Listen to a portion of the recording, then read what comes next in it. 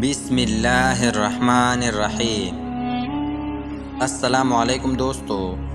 سامری جادوگر اور حضرت موسیٰ علیہ السلام کا واقعہ۔ فرعون کی ہلاکت کے بعد بنی اسرائیل اس کے چنگل سے آزاد ہوئے تو سب کے سب حضرت موسیٰ علیہ السلام پر ایمان لے آئے۔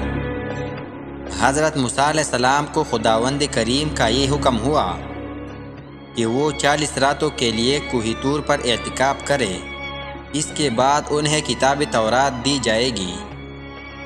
چنانچہ حضرت موسیٰ علیہ السلام کوہ طور پر چلے گئے اور بنی اسرائیل کو اپنے بھائی حضرت ہارون علیہ السلام کی سپرد کر گئے۔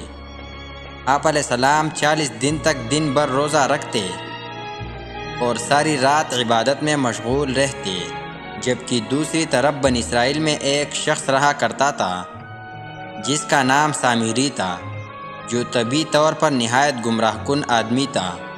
اس کی ماں نے برادری میں رسوائی اور بدنامی کے ڈر سے اس کو پیدا ہوتے ہی پہاڑ کے ایک غار میں چھوڑ دیا تھا۔ حضرت جبرائیل علیہ السلام نے اللہ تبارک و تعالیٰ کے حکم سے اس کو اپنی انگلی سے دودھ پلا کر پالا۔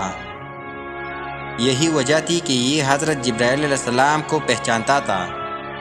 اس کا پورا نام موسیٰ سامری ہے اور حضرت موسیٰ علیہ السلام کا نام بھی موسیٰ ہے۔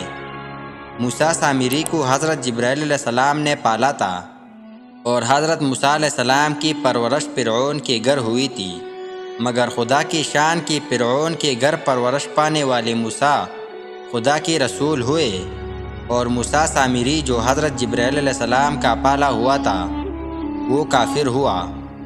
جن دنوں حضرت موسیٰ علیہ السلام کوہ طور پر اللہ کی عبادت میں مشغول تھے، وہی سامری نے آپ علیہ السلام کی غیر موجودگی کو غنیمت جانا اور اس نے بنی اسرائیل کے سونے چاندی کے زیورات کو پگھلا کر اس سے ایک بچڑا بنایا۔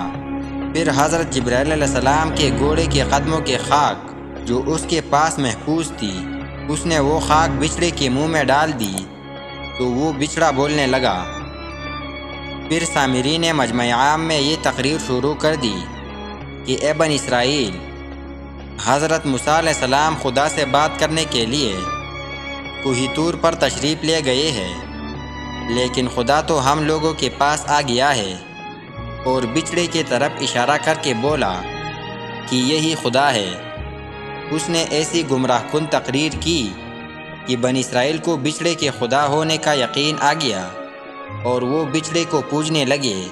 بیان کیا جاتا ہے کہ اس وقت 12,000 آدمیوں کے سوا ساری قوم نے چاندی سونے کے بچڑے کو بولتا دیکھ کر اس کو خدا مان لیا اور اس کے آگے سر بسجود ہو کر اس بچڑے کو پوجنے لگے۔ چنانچہ سورہ اعراف آیات نمبر 148 میں اللہ تعالیٰ ارشاد فرماتا ہے، اور موسیٰ کے پیچھے اس کی قوم نے اپنے زیورات سے ایک بے جان بچڑے کو معبود بنا لیا جس کے گائے جیسی آواز تھی۔ کیا انہوں نے یہ نہ دیکھا کہ وہ بچڑا ان سے نہ کلام کرتا ہے اور نہ انہیں کوئی ہدایت دیتا ہے؟ انہوں نے اسے معبود بنا لیا اور وہ ظالم تھے۔ جب 40 دنوں کے بعد حضرت موسیٰ علیہ السلام خدائے عز و جل سے ہم کلام ہو کر اور تورات شریف ساتھ لے کر بستی میں تشریف لائے اور قوم کو بچڑا پوجتے ہوئے دیکھا تو آپ علیہ السلام پر بے حد غضب اور جلال طاری ہو گیا۔ آپ علیہ السلام نے جوش و غضب میں اپنے بھائی حضرت ہارون علیہ السلام کو ڈانٹا اور فرمانے لگے کہ کیوں تم نے ان لوگوں کو اس کام سے نہیں روکا؟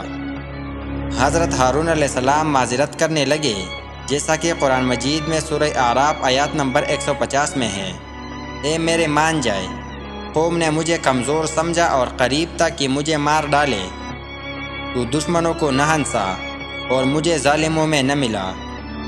حضرت ہارون علیہ السلام کی معذرت سن کر حضرت موسیٰ علیہ السلام کا غصہ ٹھنڈا پڑ گیا۔ اس کے بعد آپ علیہ السلام نے اپنے بھائی حضرت ہارون علیہ السلام کے لیے رحمت اور مغفرت کی دعا فرمائی۔ پھر آپ علیہ السلام نے اس بچڑے کو توڑ پھوڑ کر اور جلا کر اس کو ریزہ ریزہ کر کے دریا میں بہا دیا۔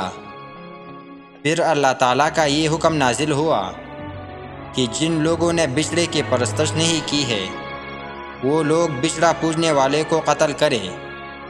اس کے بعد حضرت موسیٰ علیہ السلام نے چن چن کر اچھے 70 آدمیوں کو ساتھ لیا اور کوہ طور پر تشریف لے گئے۔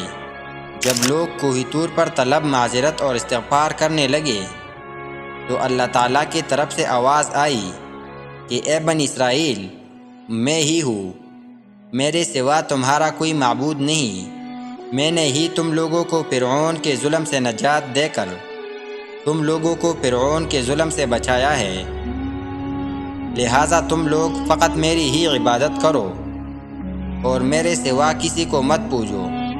اللہ تعالیٰ کا یہ کلام سن کر یہ 70 آدمی یکزبا ہو کر کہنے لگے کہ اے موسیٰ علیہ السلام، ہم ہرگز آپ کی بات نہیں مانیں گے جب تک ہم اللہ تعالیٰ کو اپنے سامنے نہ دیکھ لیں۔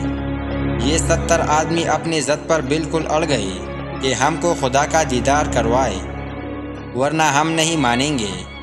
حضرت موسیٰ علیہ السلام نے ان لوگوں کو بہت سمجھایا مگر وہ اپنے مطالبے پر اڑے رہے۔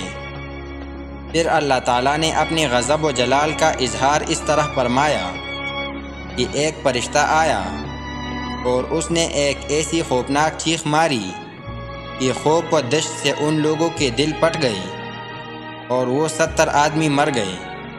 پھر حضرت موسیٰ علیہ السلام نے خداوند عالم سے ان لوگوں کے لیے زندہ ہو جانے کی دعا مانگی تو وہ لوگ زندہ ہو گئے۔